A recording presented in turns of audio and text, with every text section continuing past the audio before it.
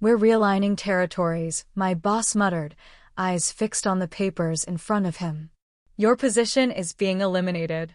I sat across from Lance Mathers in his corner office at Synertech Dynamics, staring at the termination letter he'd slid across the desk. The ink on the $2.1 million contract I had just secured wasn't even dry. "I understand," I said quietly, my tone steady despite the chaos erupting inside. "Thank you for the opportunity." "My name is Rachel Kim, a 48-year-old senior enterprise consultant in Charlotte, North Carolina, and I had just been robbed of the largest commission check of my 20-year career. For 8 exhausting months, I'd pursued a partnership with Nexera Systems. I'd taken red-eye flights coast to coast, pitched through 43 different negotiation rounds, and spent weekends customizing solutions for their C-suite. And now, 2 weeks before that commission would hit my account, Lance had declared me redundant. As I packed up my desk, the office grew strangely quiet. I could feel my colleagues watching me, their faces painted with a mix of pity and quiet relief. No one wanted to be the next name on the chopping block. Lance had orchestrated this like a pro, 4 p.m. on a Friday, when most senior staff were out on long weekends. The corporate hit job playbook in action. "I'm so sorry, Rachel," whispered Clara, a friend from accounting, as she passed by. "Everyone knows this is wrong." I smiled at her and nodded. "It's just business, right?" But we both knew it wasn't. This wasn't just another client. The Nexera deal was my career summit. That commission would have wiped out the hospital bills from my mother's emergency heart surgery last fall. Lance knew all of this. We talked about it over bourbon just last month when he toasted my progress on the deal. I took one final look around the office I had called home for the past 5 years, then walked out with my head high. In the elevator, my phone buzzed with a message from Michael Rivera, Nexera's CEO. "Still on for dinner Wednesday? Can't wait to celebrate." A small smile crept onto my lips. What Lance didn't grasp was that business isn't just about numbers, it's about people. Relationships. Trust.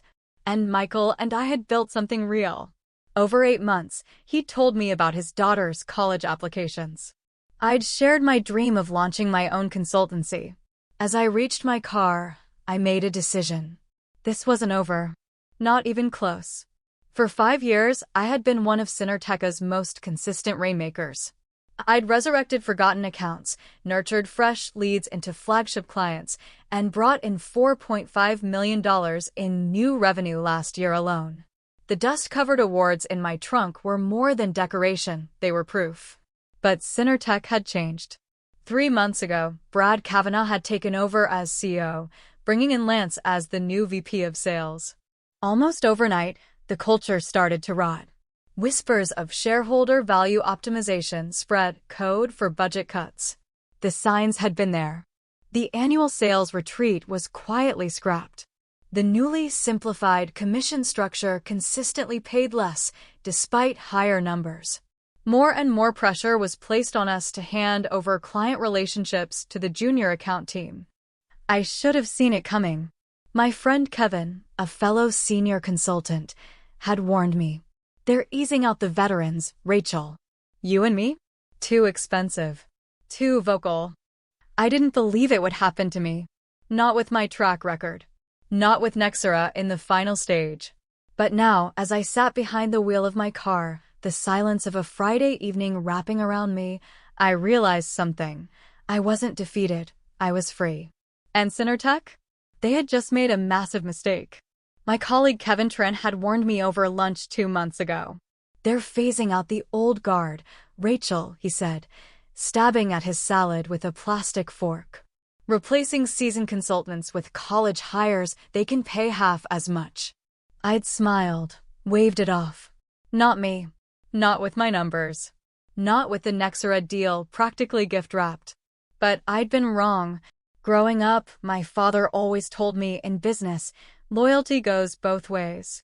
He'd worked 30 years at the same paper mill in Asheville, starting in the mailroom and retiring as a regional operations director. But that world, where dedication meant security, was gone. Today's boardrooms were filled with people like Lance Mathers, who saw employees as line items, not human beings. On the drive home, I called my mom. I didn't have the heart to tell her about the termination. Not yet. Not when I'd promised to take care of her medical bills. "How's my superstar?" she answered with her usual warmth. "Just fine, Mom," I replied, forcing a lightness into my voice. "How are you feeling today?" "Better than yesterday." "Worse than tomorrow," she quipped, her go-to line ever since the heart surgery. It always made me smile, even when I felt like crying. After we hung up, I sat in my car outside my condo, the engine still running, staring at the front door but not moving. My severance would keep the lights on for 3 months, maybe 4 if I tightened up. But without the Nexera commission, I'd have to dip into my savings for Mom's next treatment. Unless. I opened my contacts and scrolled until I saw Michael Rivera's name, CEO of Nexera, my client, my ally. Our Wednesday dinners had become a ritual over the course of our long negotiations. He wasn't just a client. He was someone who valued relationships, authenticity, the very things that led Nexera to Synertech in the first place, or, more accurately, to me. I hesitated, thumb hovering over the screen, then hit call. The line rang twice. "Rachel," Michael answered warmly.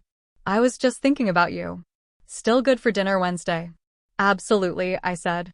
"But Michael, there's something we need to talk about." Wednesday evening, I arrived early at Carmine's, an elegant Italian spot in downtown Charlotte. It was where Michael and I had toasted to the verbal agreement 2 weeks earlier. I picked a quiet booth in the back and ordered a bottle of his favorite Cabernet. When he arrived, his cheerful expression faded slightly as he took one look at me. "Something's wrong," he said as he sat down. I took a breath and told him everything, plainly, honestly. No dramatics. No request for sympathy. Just the facts.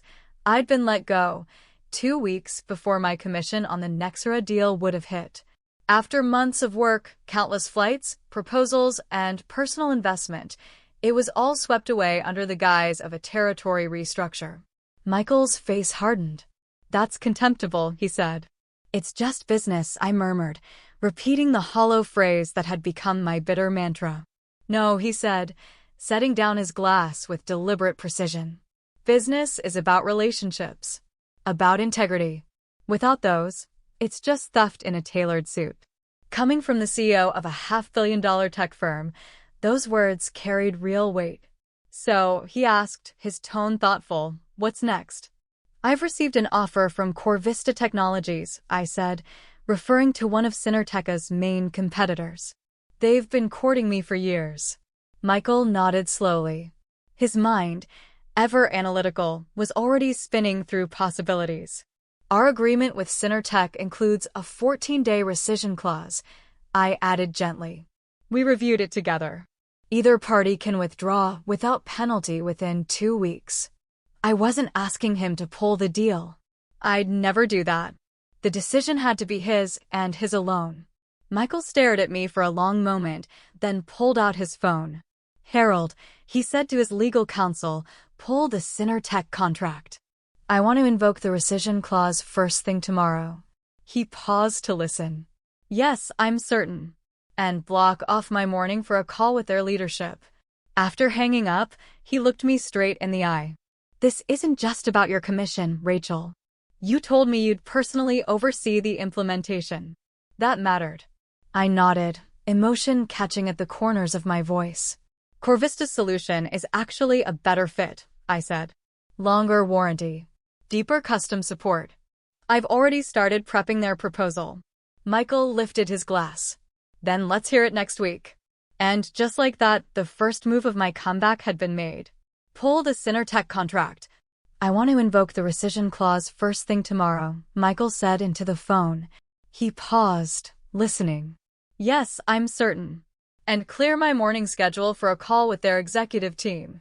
After he ended the call, he looked directly at me. "This isn't just about your commission, Rachel. You told us you'd personally oversee the implementation. That was a key factor in our decision." I nodded, feeling the tension finally release from my shoulders. Corvista's offering is actually better suited for your long-term needs, I told him honestly. The components carry a longer warranty, and their design team has more experience in adaptive tech like yours. When can you start there? Michael asked. Monday, I said. They're excited to have me. He raised his glass with a smile. Then I look forward to reviewing their proposal next week. As we lingered over dinner, we drifted into conversation about his daughter's college visits and my mom's steady recovery. I felt no thrill of triumph, no vindictive energy. Just a deep, quiet satisfaction that somewhere in this cutthroat corporate landscape, integrity still had value. By the time the check came, the first piece of my response to Cinerteca's betrayal had fallen into place. Not revenge, correction. The next morning, my phone buzzed awake at 7 a.m. The caller ID, Lance Mathers. I sent it to voicemail. He called again and again. By the fourth call, I picked up. Rachel, he said, breathless and rushed. We need to talk. About what, Lance? My position was eliminated. Remember? I said in a pleasant tone, as if discussing the weather. Nexera just canceled their contract, he snapped. Michael Rivera called Brad personally. He pulled out of the entire deal. His voice tightened. Did you have anything to do with this? How could I? I replied smoothly. I don't work for Cinertech anymore. There was a long pause. Then his tone shifted into something more conciliatory. Look, maybe there's been a misunderstanding. We want to bring you back. Same role. Better compensation. The reorganization's on hold. I nearly laughed at how quickly the script had flipped. That's generous, Lance. But I've already accepted a role with Corvista Technologies. I start Monday. The line went dead quiet. Corvista? He finally blurted. You can't be serious. My non-compete clause doesn't apply when I've been terminated without cause, I said calmly. Page 5, paragraph 3.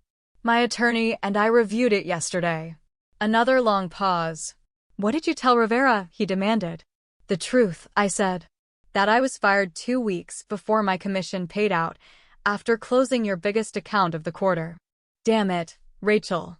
The last trace of professionalism dropped from his voice. Do you even realize what you've done? The board's in chaos.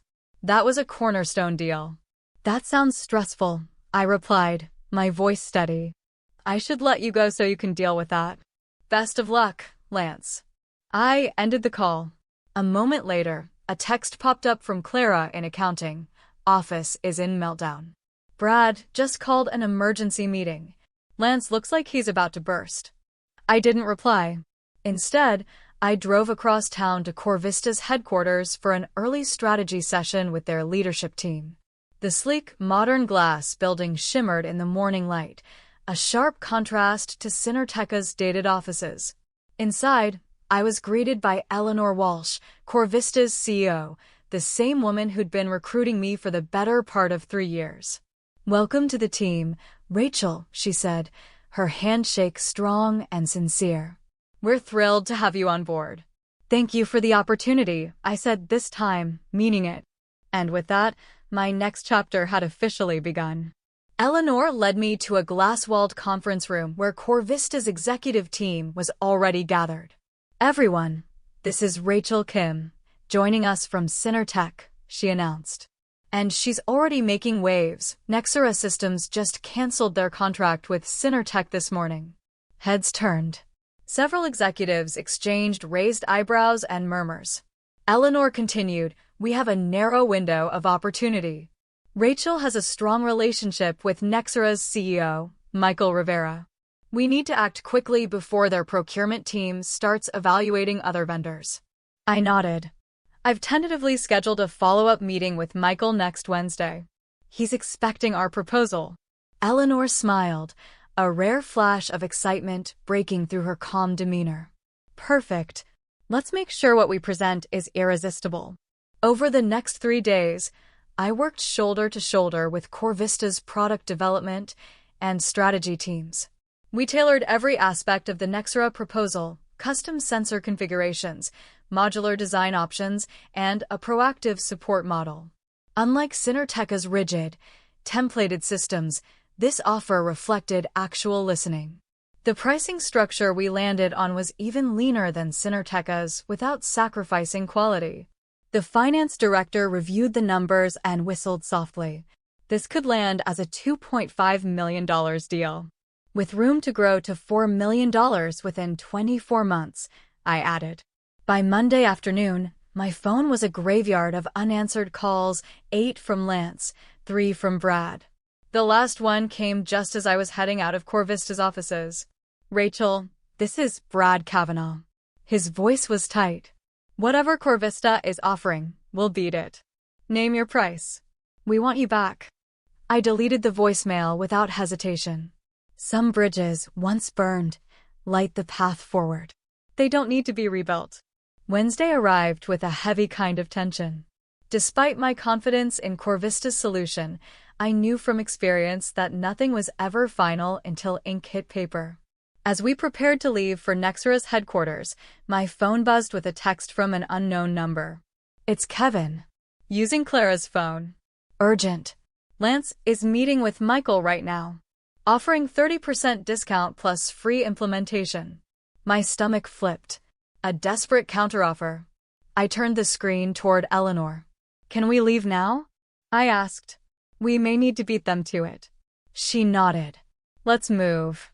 At Nexera's headquarters, the receptionist greeted us and said Michael had left instructions to escort us straight to conference room B. Walking the halls of a company I had nearly on board just weeks earlier was surreal.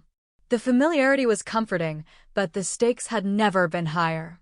We stepped into the room and stopped. Seated at the table were not only Michael, but also Lance, wearing a smug grin, and Brad, who looked more surprised than pleased. "Rachel," Michael stood to greet me. Perfect timing. These gentlemen from Cinertech were just explaining why I should reconsider canceling our agreement. Lance's confident expression faltered slightly as I introduced Eleanor and the Corvista team. "I thought this was an exclusive meeting," Brad said sharply. "I invited both parties," Michael replied evenly. "I believe in making informed decisions." What followed was one of the most unusual presentations of my career. Lance outlined Cinerteca's desperate package: massive price cuts, free training, extended warranties. It reeked of panic. Then it was our turn. I walked through Corvista's custom-built solution, focusing on long-term support, scalable upgrades, and integration pathways tailored to Nexera's roadmap. Eleanor expanded on our manufacturing agility and warranty improvements. Throughout, Michael listened carefully, asking sharp questions, but revealing little preference. When both presentations concluded, he stood. "This has been enlightening," he said. "I'll need to confer with my executive team before making a final decision." "Confer with my team before making a decision," Michael concluded, his expression unreadable. As we stepped outside Nexera's headquarters, I barely made it past the sidewalk before I heard footsteps behind me. "Rachel," Lance called out, his voice sharp. I turned slowly as he caught up with me in the parking lot. "You won't get away with this," he hissed. "You have no idea what you're up against." I looked him in the eye, my voice calm. "I'm up against a man who fired me to avoid paying the commission I earned." "I understand the situation perfectly." His face flushed. "It wasn't personal. It was a business decision." "And this is my business decision," I said, gesturing toward the building behind us. "May the best solution win." Back at Corvista, Eleanor was surprisingly upbeat despite the uncertainty. "You handled yourself well," she said as we debriefed. "Michael was clearly more engaged when you presented." "He's thorough," I replied. "He won't make a decision based on emotions or loyalty, just facts." 2 excruciating days passed. Then, on Friday afternoon, my phone rang. It was Michael. "We've made our decision," he said without preamble. "Can you come to my office at 4 p.m.? The drive to Nexera felt like crossing a battlefield. I tried to stay focused, but my thoughts wandered. Had Lance's desperate price cut worked? Had all our customization been for nothing? When I arrived, I was escorted directly to Michael's office. To my surprise, no one from Synertech was there. Just Michael and his leadership team. "Rachel," he greeted me warmly. "I want you to walk our team through how Corvista's optical systems will integrate with our existing infrastructure." For the next hour, I laid out the technical roadmap, step by step. Their engineers asked pointed questions. I answered everyone. When we finished, Michael stood and extended his hand. "We're moving forward with Corvista. The contract is being finalized as we speak." Relief washed over me, though I kept my voice professional. "You won't regret it. The product truly is superior." "I know," he said.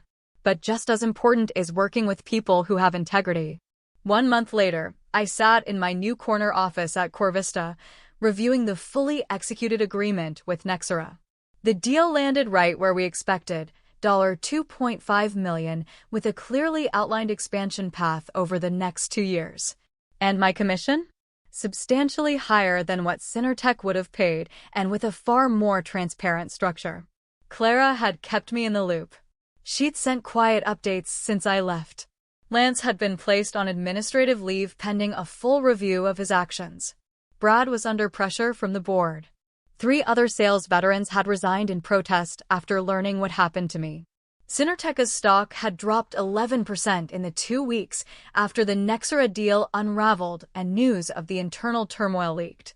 But what moved me most was the email forwarded to me that morning from Harold, Nexera's legal counsel. It contained an internal message from Michael to his executive team. Our decision to partner with Corvista over Synertech wasn't just about pricing or specs. It was about values. When Synertech terminated Ms. Kim immediately after she secured our business, clearly to avoid paying her commission, it exposed the character of their leadership. That kind of greed has no place in a long-term partnership. Corvista, by contrast, recognized her integrity and acted swiftly. That's the kind of instinct we respect. I printed that email and pinned it to my wall not as a trophy, but as a reminder. In business, it's easy to chase numbers. It's harder to stand for something. But in the long run, what you stand for is what defines you. Eleanor stopped by my office that afternoon, her tone even but eyes sparking with interest. "I just got off the phone with Bedford Industries," she said. "Their procurement officer heard about how we won the Nexera contract. They'd like to discuss moving their business to us." I raised an eyebrow. "Bedford? They've been with Synertech for what, 7 years?" 7.5, Eleanor confirmed. "They bring in about $1.8 million annually. But they're concerned about the leadership situation over there." Words getting out. What Lance had done to me wasn't just a personal betrayal, it was becoming a cautionary tale across the industry. People were paying attention. That evening, as I was packing up to leave, my assistant forwarded a voicemail. It was from Brad Kavanaugh. "Rachel, this is Brad. I wanted you to know that Lance Mathers is no longer with Synertech. His actions were not authorized by me or the board. We'd still like to explore the possibility of bringing you back. Please give me a call." I deleted the message without hesitation. The view from my new office stretched across downtown Charlotte. I had a confident, driven team. My compensation package included not just a healthy commission structure, but equity, real ownership in a company that valued long-term relationships over short-term optics. And more importantly, I'd received a call that morning from my mother's specialist. "The new treatment's working," he'd said. "Test results show clear signs of improvement." Because of my new financial stability, I'd moved her to a higher-tier clinic, one not covered by her insurance.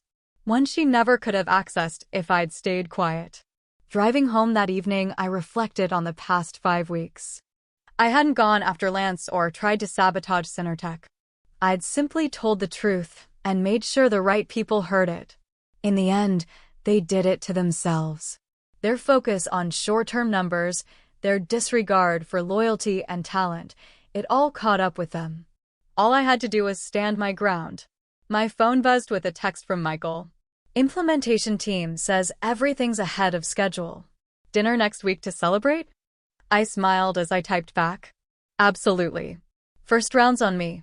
My father's words echoed in my mind, as they had so many times since this began. Loyalty goes both ways. He'd worked his way up from the warehouse floor to executive management in a time when dedication mattered. That world might have changed, but the principle hadn't. Not really. Integrity. Relationships. Accountability. How you treat people when no one's watching still matters. Lance had taught me a valuable lesson, though it wasn't the one he intended. In business, as in life, your reputation isn't built by what you say, it's built by what you do. Especially when it's inconvenient. 6 months after joining Corvista, I stood on stage at the Southeastern Tech Sales Conference, accepting the Sales Executive of the Year award. From the podium, I saw several familiar faces from Synertech in the audience, including Brad, who offered a strained, silent nod when our eyes met. My acceptance speech was short. I spoke about the value of business ethics and about building partnerships, not just transactions. I didn't mention Synertech by name. I didn't need to. Everyone already knew the story. Success in sales isn't just about closing deals, I said. It's about building trust. Real partnerships. Ones that stand when things get tough. When we lose sight of that, we're not professionals anymore. We're just order takers. The applause was kind, but what came afterward meant more.